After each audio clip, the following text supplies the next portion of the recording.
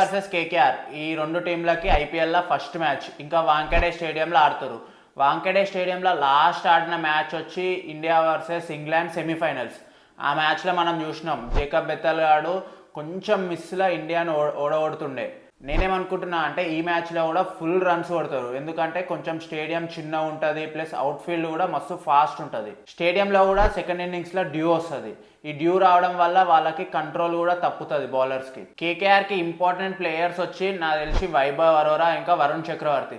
Vaibhav Arora first 6 ఓవర్స్లలో బాల్ని swing చేసి Rohit Sharma wicket అయినా లేకపోతే డికాక్ వికెట్ అయినా తీస్తే వాళ్ళు ఎంఐ వాళ్ళు కొంచెం బ్యాక్ ఫుట్లో అవుతారు. లేకపోతే వాళ్ళకున్న బ్యాటింగ్కి స్కోర్ ఈజీగా 200 దాటుతుంది. ఇంకా వరుణ్ చక్రవర్తి విషయానికి వస్తే మనం చూసినాం మొన్న సెమీఫైనల్స్లో ఫుల్ రన్స్ ఇచ్చిండు. ఇంకా వరుణ్ చక్రవర్తి మాత్రం మంచి వేయకపోతే వాళ్ళకైతే కేకేఆర్కి మస్తు కష్టం అవుతుంది. ఎంఐ గురించి వస్తే ఎంఐలో కూడా 2 స్పిన్నర్లు ఉన్నారు. ఒకడేమో అల్లాగా జఫర్ ఇంకా శాంట్నర్. నాకు తెలిసి మయాంక్ మార్కండే కన్నా అల్లాగా జఫర్ ఈ మ్యాచ్ ఆడతాడు.